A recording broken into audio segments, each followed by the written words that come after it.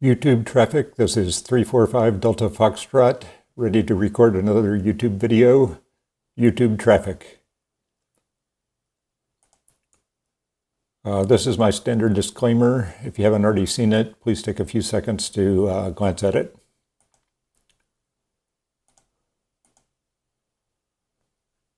Okay, today's topic is going to be on drilling, deburring, and countersinking holes. And I've decided to split it into two parts. This is part one, and it's going to be some background information. And part two is going to be in the shop, actually drilling and countersinking some holes. I recommend that you start and watch part one, unless you have a lot of experience and your shop is already set up and you know what you're doing. I think there's going to be some information in here that most people are not that familiar with.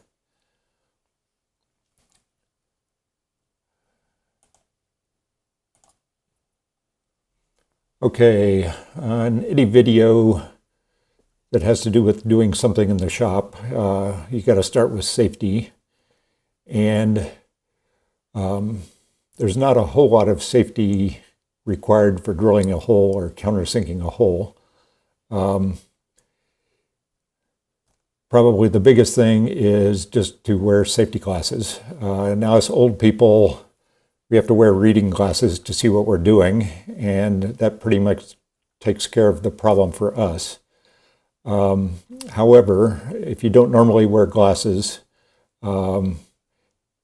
get yourself a pair of safety glasses. For drilling holes, even the cheapest pair of safety glasses would probably be adequate.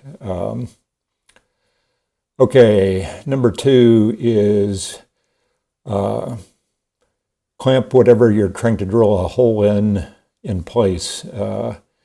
This particularly applies to when you're using a drill press. If you're using a hand drill, probably you can just hold it in place depending on exactly what you're doing.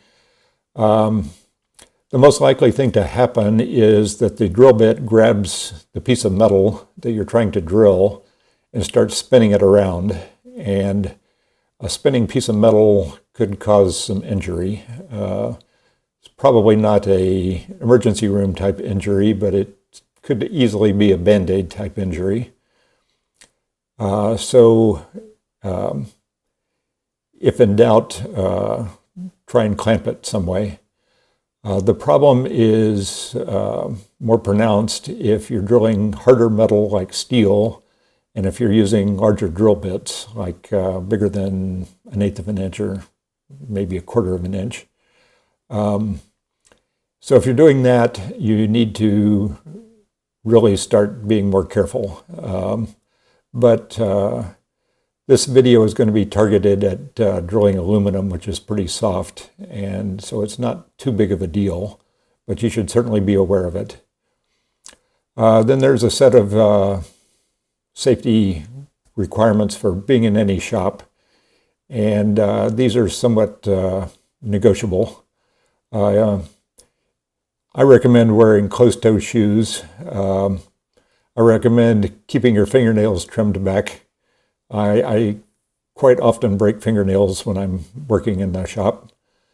And if you have long hair, I recommend that you pull it back so that it doesn't get caught up in some tool. And that could definitely cause a problem. That could be an emergency room type problem, maybe. Then when you're drilling holes, you're going to be creating a lot of little metal shavings.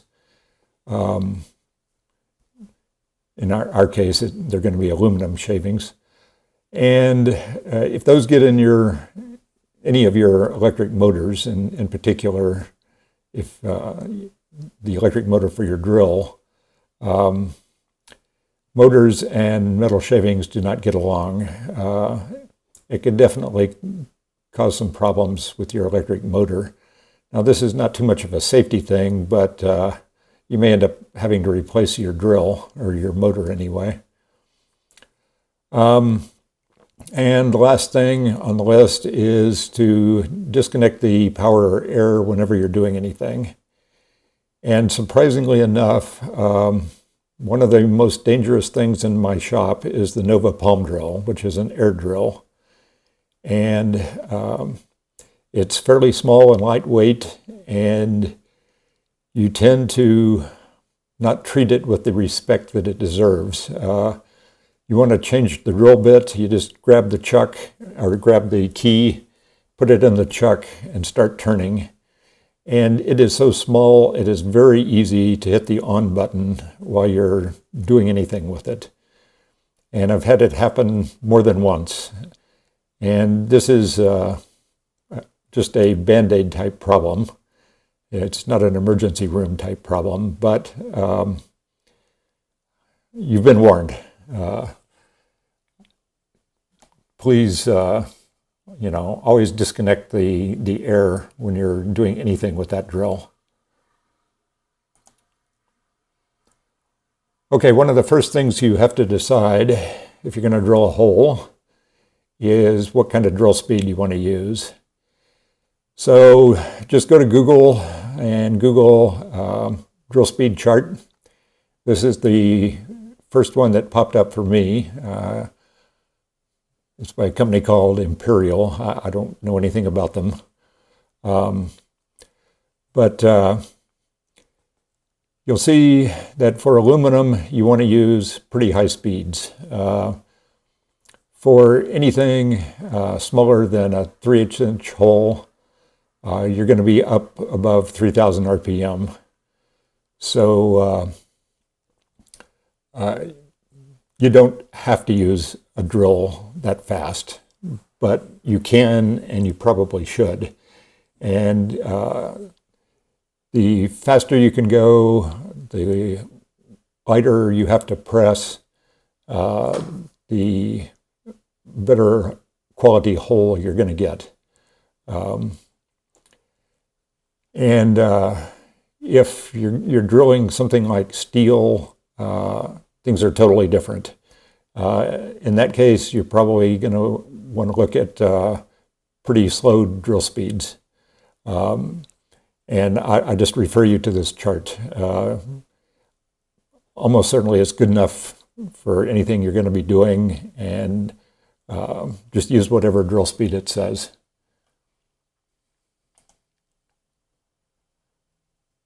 Okay, there's different kinds of drills. These are the ones that I have.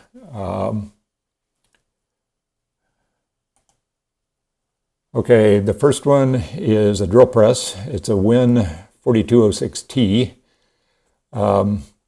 It has an 8-inch swing. So what is swing? Okay, swing is the distance between the center of the chuck and the center of the big support post, or not the center, the edge of the big support post, times 2. So you're supposed to be able to take an 8-inch round plate or pan or whatever, a piece of round aluminum 8 inches in diameter, and drill a hole in the center of it, and it will fit. The table on this drill is, it's either 6 by 6 or 6.5 by 6.5 inches. So the table is much smaller than that, but anyway, you have to decide approximately what size drill press you want. The advantage to the smaller ones is they're smaller, and the disadvantage to the smaller ones is they're smaller. You want one that'll fit in the space available, but you want one big enough to drill, whatever you need to drill. This one has a 1/2-inch chuck, which I think is pretty standard. This is like the cheapest of the cheap. I don't think well, actually, that's not quite true. I think Harbor Freight has one that's a little bit cheaper than this. But it's very similar to this one in terms of size and capability. It's a 5-speed drill press. It has 5 gears in the top, connected by a belt, and you can move the belt up and down and get adjust your RPM. The lowest speed you can get is 750, which is not really quite as low as you'd like to go for drilling steel. And the highest you can go is 3200 RPM, which is good enough for drilling aluminum. Okay, the next drill on the list is just a regular cordless drill.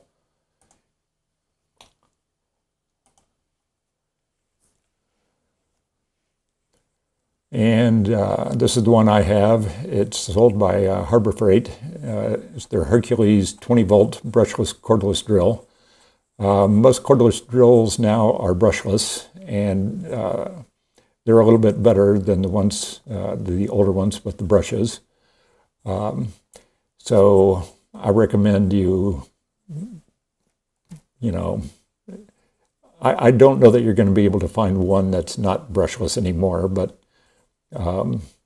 you probably want the brushless one. This one has a 1/2-inch chuck, and it has 2 speeds, 0 to 550, which is what you'd use for drilling steel, and 0 to 2000 RPM, which is what you're going to be using for drilling aluminum. Then I have an air drill.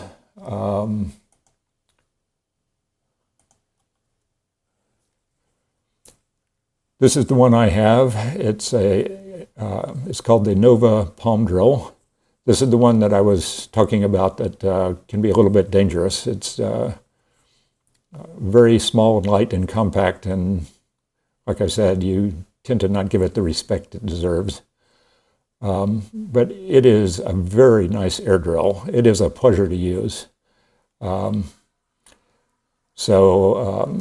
can certainly get an air drill much cheaper than that. You can get one at Harbor Freight for $50 probably. But like I said, this one is very nice. And if you can afford it, I definitely recommend it. It has a 1/4-inch chuck, and it's forward only. It does not have a reverse setting, which is not a big deal, but it'd be nice if it did. And it has a maximum speed of 4,000 RPM, which is pretty fast. Now, it turns out you can get this same drill. Here it is. There we go, from Pan American Tool Corp. And I don't see the, oh, here it is. With the 4,000 RPM one, with the keyless chuck, it's 190, and with the keyed chuck, it's basically 160, and the one from Cleveland Aircraft, I think, was about 240. So it's like $80 cheaper. So it's significant. You can save a few bucks if you buy it from Pan American Tool instead. And like I said, as far as I can tell, it's exactly the same one. It certainly looks like it.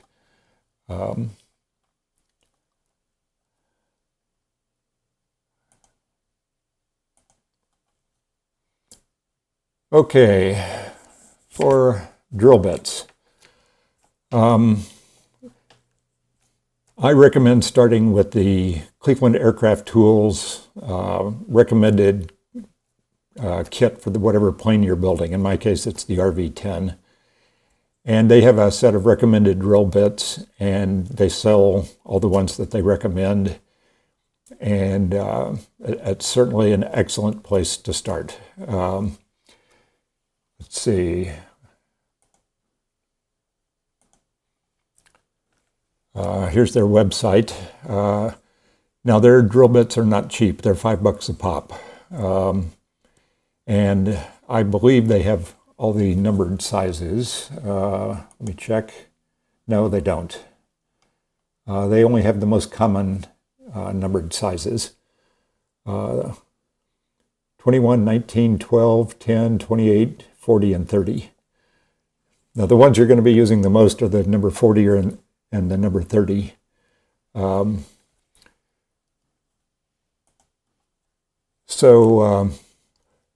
What you might want to do is buy a set of less expensive drill bits, like a full set, which we'll get to in a second here, and then buy the common ones that you're going to be using a lot from a somewhat higher quality supplier, well, not supplier, a set of higher quality bits for your common bits. I believe that the Cleveland aircraft tool bits are all M42 Cobalt. They are Cobalt, but I'm not positive that they're M42. So what is M42? Just a second here. All right, here is the table. M41 is the next to bottom row here. And as you can see, it has 8% cobalt.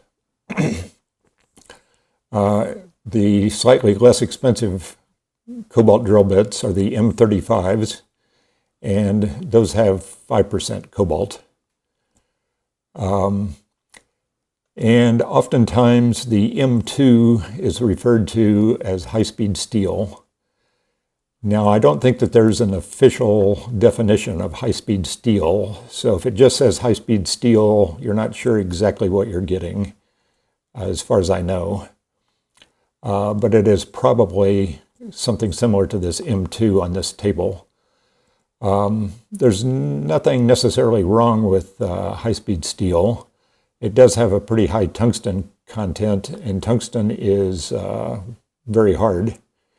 So you might be able to make perfectly good drill bits out of M2 steel.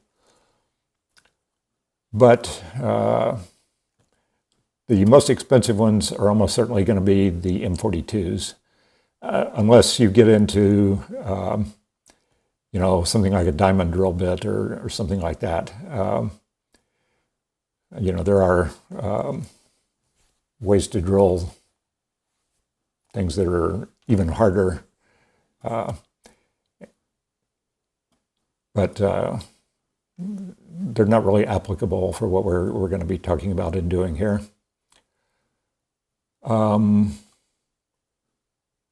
Okay. The next thing on the list here is the Harbor Freight drill bit set.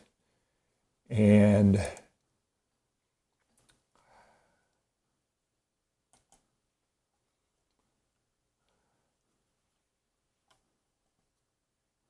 okay, let's see.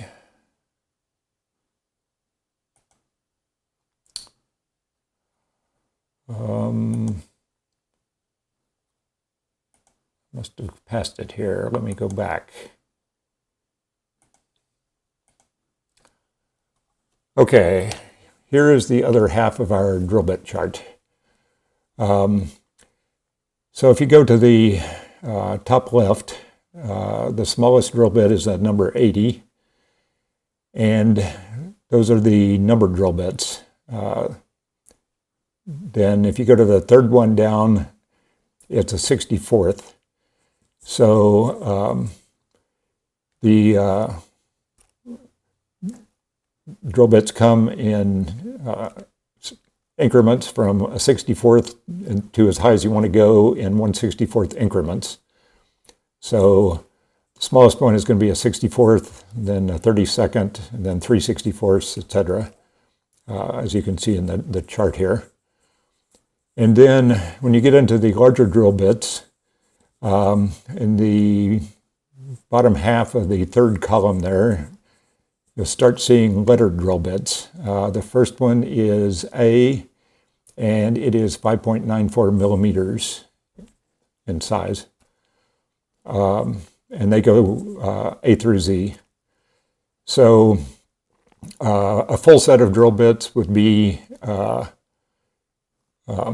the sizes in 64ths up to about 1/2 inch. The numbered drill bits from, I don't know, 1 to 40 or somewhere in that range, and then A through Z. Let's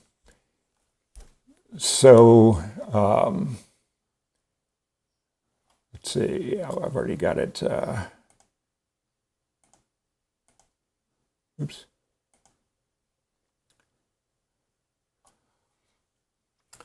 So here's the Harbor Freight version. It's Cobalt Drill Bits, 115 pieces. It includes what I just said, the fractional sizes in 64ths of an inch, A through Z, and the numbered sizes, I'm not sure, 1 through, let's see what it is here. Fractional, looks like it's 1 through 60. So, like I said, buying something like this, you're covered for any size hole you want to drill. And if you want to buy some little bit higher quality drill bits for your most common drill bits, I think that's an excellent way to go. You can also, next thing on the list is the 29-piece set from Harbor Freight. And these are high-speed steel. So, and they're way cheaper than the Cobalt drill bits. You can buy this set of drill bits on sale quite often at Harbor Freight for $10. And I think it's an excellent buy. You need a set of drill bits,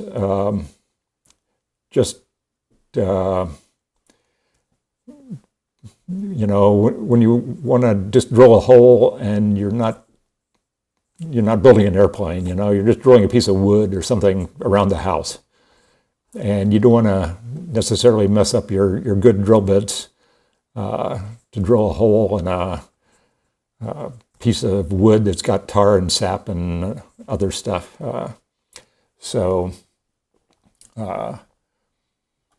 recommend, you know, getting this on sale at Harbor Freight and just using it for, you know, everyday type stuff.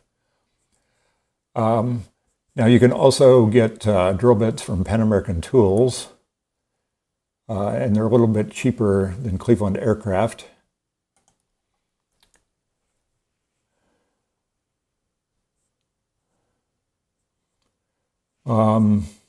They're basically in the $2.50 to $3 range, and whereas at Cleveland Aircraft they were $5 a piece.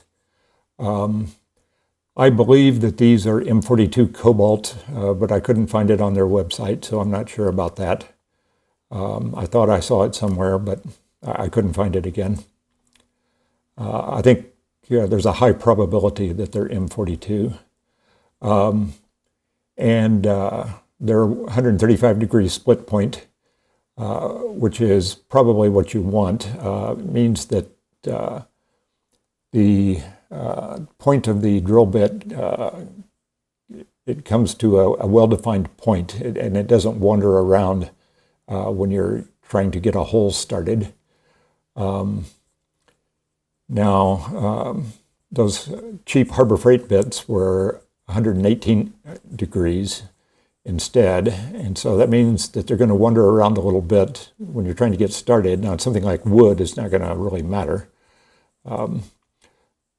And if you use a center punch, you know, you can kind of take care of it that way. But all the good drill bits, the Cleveland Aircraft tools and the Pan American tools, they're all going to be 135-degree split point drill bits. And those are all of the normal drill bits. but there's some non-normal drill bits that you're going to want. And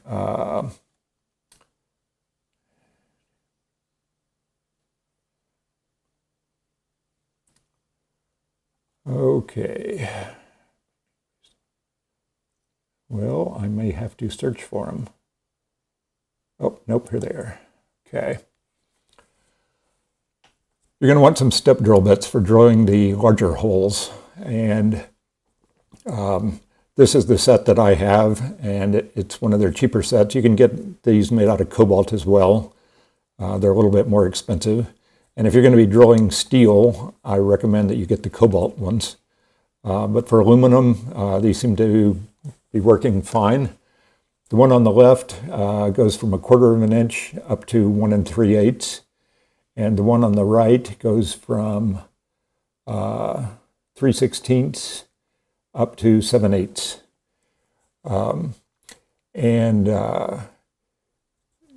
They're excellent for drilling fairly large holes in sheet metal, in fairly thin metal, in particular aluminum, which is soft. Although I think you could probably use these to drill a few holes in thin steel.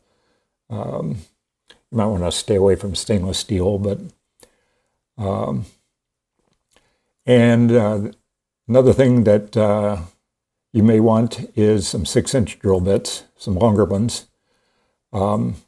They're sold by both Cleveland Aircraft and by Pan American Tools and probably many other places. So you may want a few of those in the common sizes.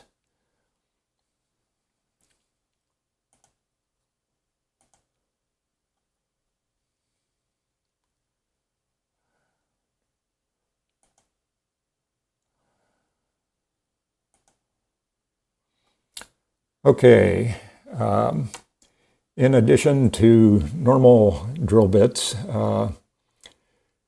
you're probably going to want a couple of reamers, at least a number 30 and a number 40. And I like reamers a lot. Reamers are for drilling precise round holes. What you do is you drill with a normal drill bit, a slightly undersized hole, and then you come back with a reamer and drill it, and you get a very nice round precise hole and pretty much a burr-free hole, very smooth, high-quality hole. Let's see.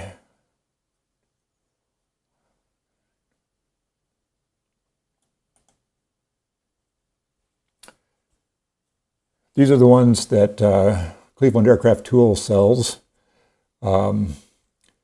They only have a few sizes, in the most common sizes. These are the straight flute reamers, which means they don't have any taper on them at all. Pan American Tool also sells reamers.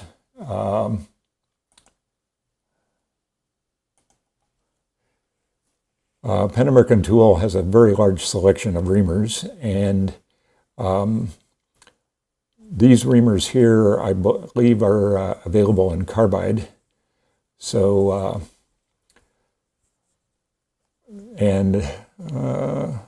well, they're probably about the same price as the ones that Cleveland Aircraft Tools has.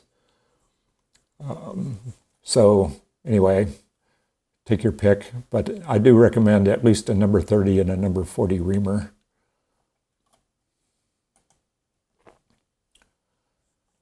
Okay, you're going to be doing some countersinking. In particular, if you're building a plane with flush rivets, you're going to be doing some countersinking. If you're building a plane with pop rivets or with round head rivets, maybe not so much, but countersinking you're probably going to be doing quite a bit of.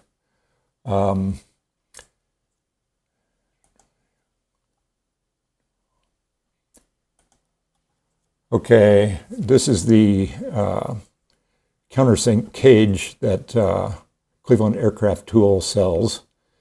And what it allows you to do is adjust the depth of your countersink hole that you're drilling in increments of 1/1000th of an inch.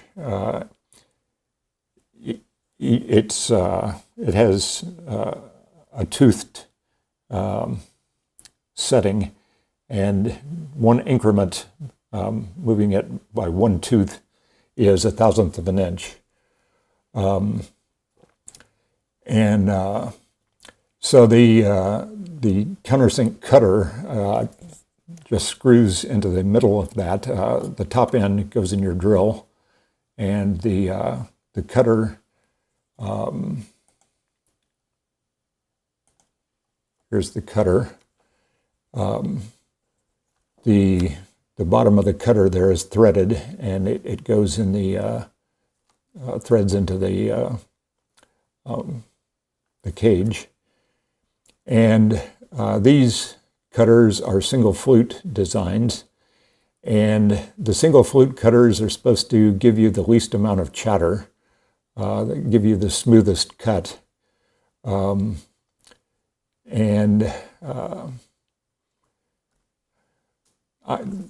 This is what I use, and this is what I would recommend. You can probably get a cheaper countersink cutter than this, but I would just go for the single flute ones.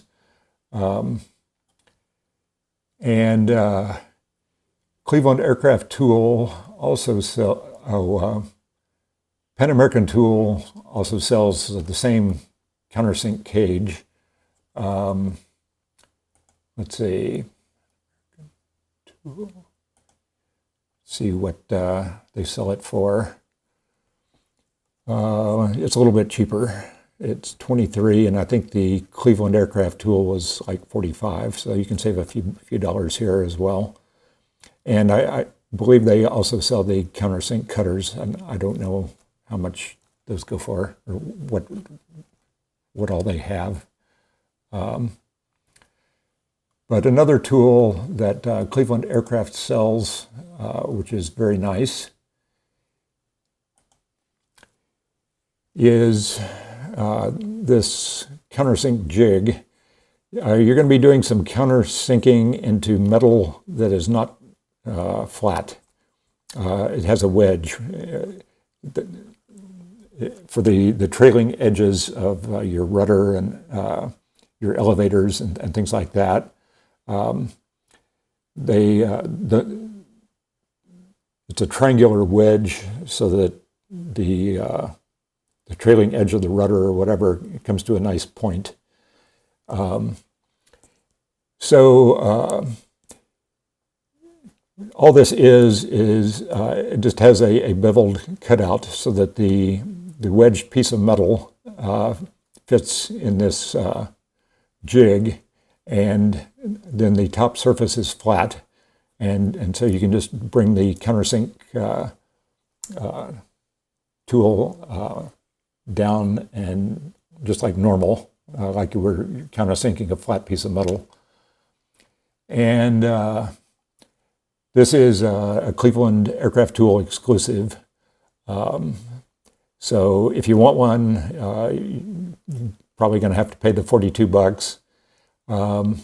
Or you could try and make a wedge yourself somehow. But unless you got a nice machine shop and you know how to use it efficiently, it's probably better just to pay the $42 rather than messing around for a day trying to make yourself one of these.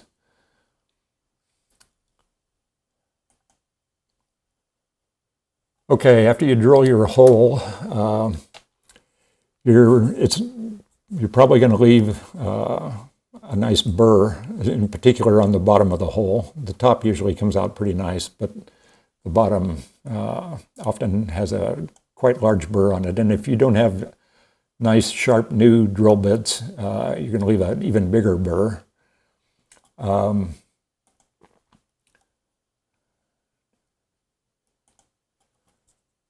Okay, this is the hole deburring tool that Cleveland Aircraft Tools sells. And this is another Cleveland Aircraft Tool exclusive. I recommend it. It works very well. It's a single flute design. It's a 1/4-inch hex, so it just fits in a cordless screwdriver. So just get the cheapest cordless screwdriver that you can find. You don't need anything fancy, just something nice and lightweight. You probably want something rechargeable.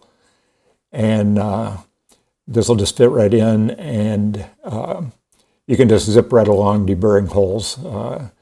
When you're deburring a hole, you probably only want 1 or 2 revolutions. So you're only going to be spending 1 or 2 seconds per hole. And like I said, you can just zip right along. And you can use the cordless screwdriver of your choice. It doesn't matter. Just go to Walmart and get a cheap one.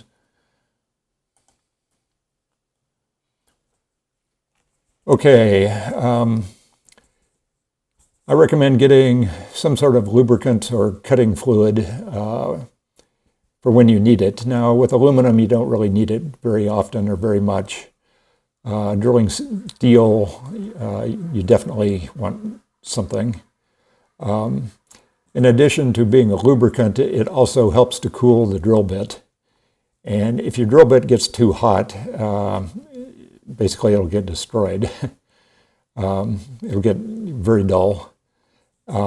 So some sort of oil or lubricant to help cool the drill bit down is good. Now, Boeing has developed this stuff that they call Bolube, and it is their recommended product for drilling and countersinking and all kinds of tool applications. And you can get it on Amazon. This is for a 2-pack, 2 4-ounce jars. I think it was 1 4-ounce jar for $20 or 2 4-ounce jars for $30. You can check. It is recommended on the label there for drilling, reaming, and tapping. I've heard that it extends the life of your tools by a lot, but I haven't seen any data to back that up. If you use it almost every time, I think that that's probably true. The trouble is you put it on a drill bit, say, and I think it gets worn off very quickly, just after 1 or 2 holes. So I'm a little bit skeptical, like I said, unless you use it just all the time, religiously. There's also a product called Tap Magic. It's particularly for tapping holes, but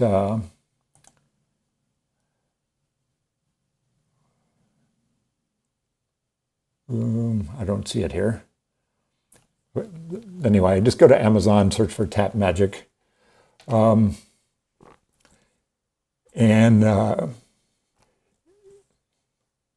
Tapping and drilling are, very similar operations. And you can also just use something simple like 3-in-1 oil. You don't have to buy something fancy like Bolube. You don't have to spend $30. Just a $2 bottle of 3-in-1 oil is probably good enough.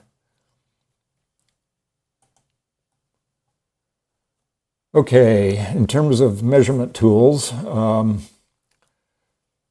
of the things that you are probably going to want, just because it is a very handy tool to have in general, is a digital caliper. This is the one that I have, and I think it's okay. I don't have any problem with it. It's probably, it's certainly not one of the most expensive ones, but it's probably not the cheapest one either. And you know, what is it, like $26? And for example, when you're trying to measure the depth of your countersink hole, it's useful. If you want to just measure the thickness of your metal that you're dimpling or countersinking, it's very handy for something like that. So it's just a very good, useful tool to have in the shop. A dial indicator is also kind of nice to have, but not nearly as nice to have as a digital caliper.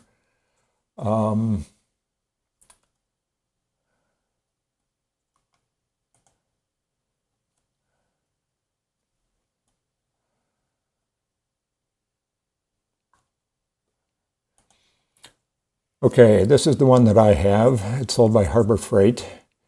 And each little tick mark is 1/1000th of an inch.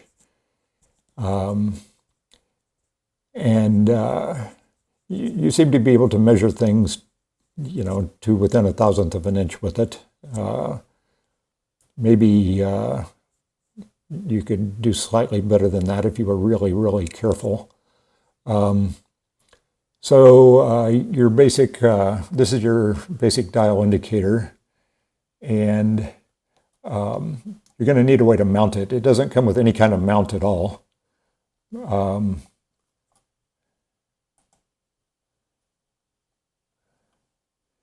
So this is the standard mount that Harbor Freight sells for mounting something like a dial caliper. And it's pretty neat, this magnetic mount. It has an on-off. It has movable steel plates which short the magnetic field out, and that's when it's off, and then you turn it to on, and the magnetic field, the magnets grip it to the piece of steel that you set it on.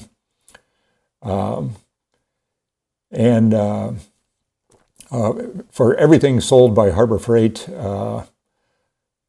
unless you need it immediately, watch for a sale.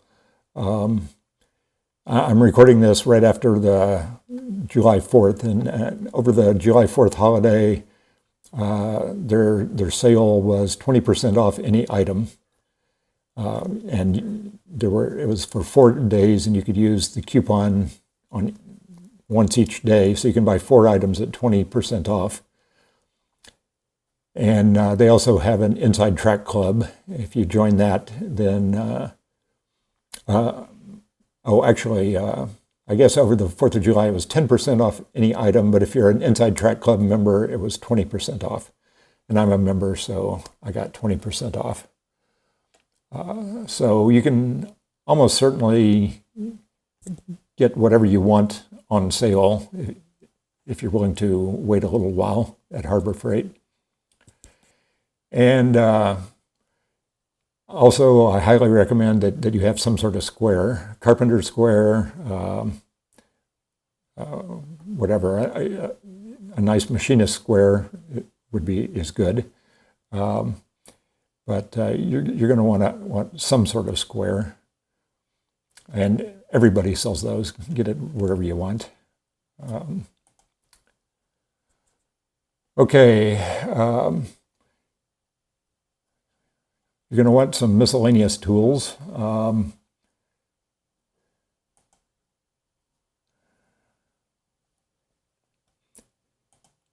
This is the center punch that I have. It's $4 from Harbor Freight. Seems to work okay. I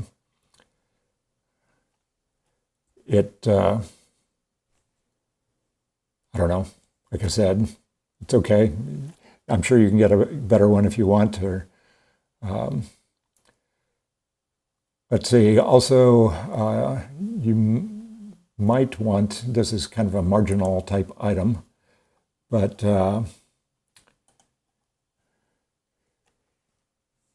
might want a set of transfer punches.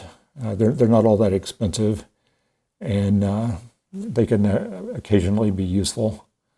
And then in terms of tool maintenance, a lot of your drill press, like the stage, is made out of steel. The vertical column bar is steel, and it's susceptible to rust. So you may want to spray it with an anti-rust fluid of some sort.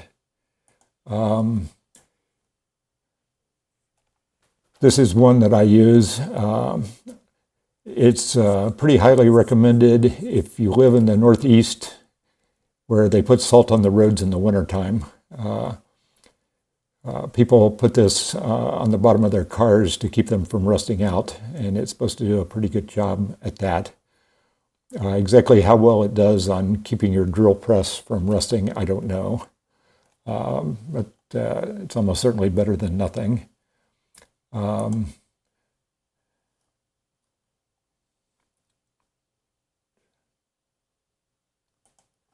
Okay, here's one that Harbor Freight sells.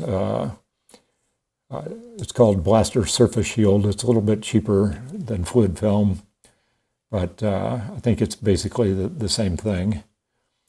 And if you don't have one, I highly, highly, highly recommend that you go and get yourself a shop vac for keeping your shop clean.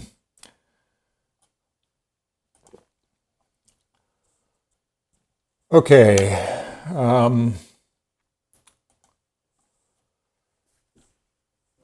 So you got to countersink a hole in a nice thick piece of aluminum. How deep do you countersink it? So typically what you're doing is you're countersinking the piece of metal that goes under the skin, one of the skins for the airplane. And the skin is dimpled. And so you want the dimple to fit in the countersink hole, and then the rivet to fit in the dimple, and the rivet to be flush with the surface of the top skin. And so you go to Van's Build Instructions, Chapter 5, Section 5.5, which is countersinking and dimpling. And this is what they have to say about it. For a dimpled skin riveted onto a machine countersunk surface, the countersink must be slightly deeper, as mentioned earlier. Proper depth is 7 thousandths, deeper than when the rivet head is flush. This depth correction corresponds to 7 clicks on a Microstop countersink tool. Okay, so where the heck did they get this 7 thousandths number? They don't say, which kind of ticks me off. They just throw these things out with no basis or justification at all.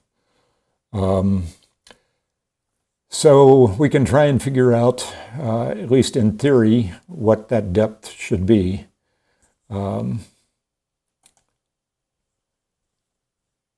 So what you're doing is you're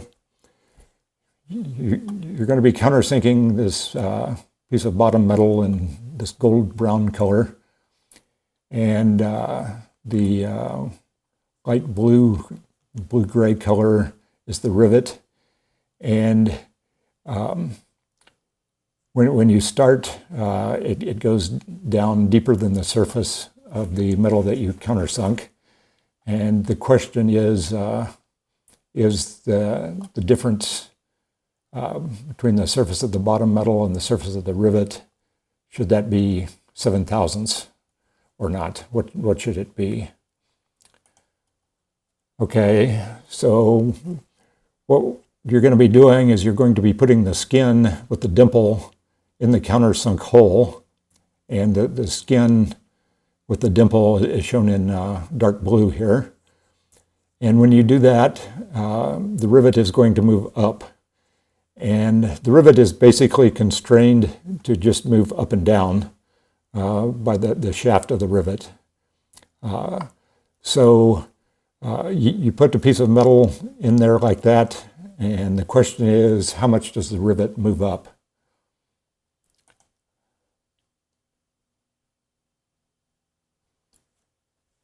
So what you want to do is you want to look at this little triangle shown in red here, where you have an angle theta, and the thickness of the top metal is T, and the height that the rivet moves up from before to after is H.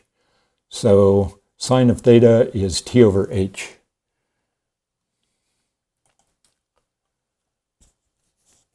Okay, so like I said, T is the thickness of the top piece of metal.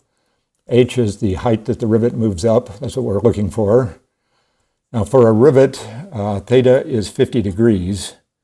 At first I was thinking 45 degrees because I just wasn't thinking, didn't check on it. But rivets, there are 90-degree rivets, in which case the angle would be 45 degrees. But for the normal AN 426 AD, this one is a 3-3, they're 100 degrees. That's for both sides, so it's 50 degrees for one side.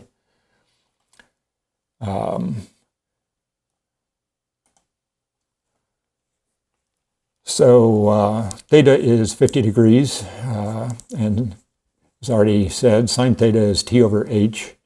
So H is T over sine of 50 degrees, and that comes out to be 1.3054 times T. So for a normal skin for a Vans airplane, T is 16 thousandths. So 1.3054 times 16 thousandths is 21 thousandths. So the rivet is going to move up by 21 thousandths, but the surface has moved up by 16 thousandths. You've put this skin on top of the bottom piece of metal, which was 16 thousandths of an inch. So the rivet has to move up at least 16 thousandths. So 21 thousandths minus 16 thousandths is 5 thousandths. So the rivet should start out 5 thousandths below the surface of the bottom metal. And then it'll be flush with the top surface of the top metal. So that's pretty close to Vans's number. It could be that Vans determined their number experimentally. And I tried that, and I found that it was very difficult to do. It's very difficult to drill a precise countersink depth, and it is very difficult to take a piece of dimpled metal and put it in the countersink hole and decide whether or not it is sticking up or flush or whatever. You're welcome to give it a try yourself.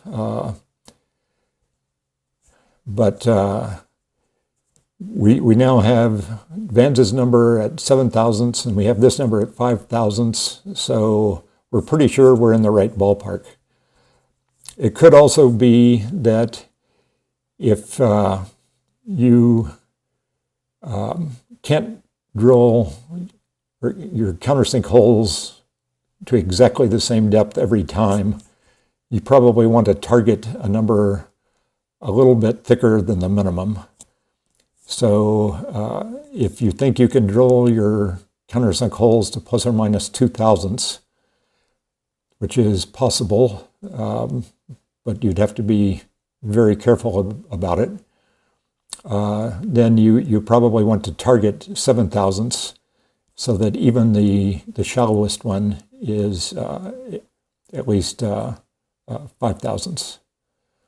So anyway, that's the best I could do for determining the countersink depth.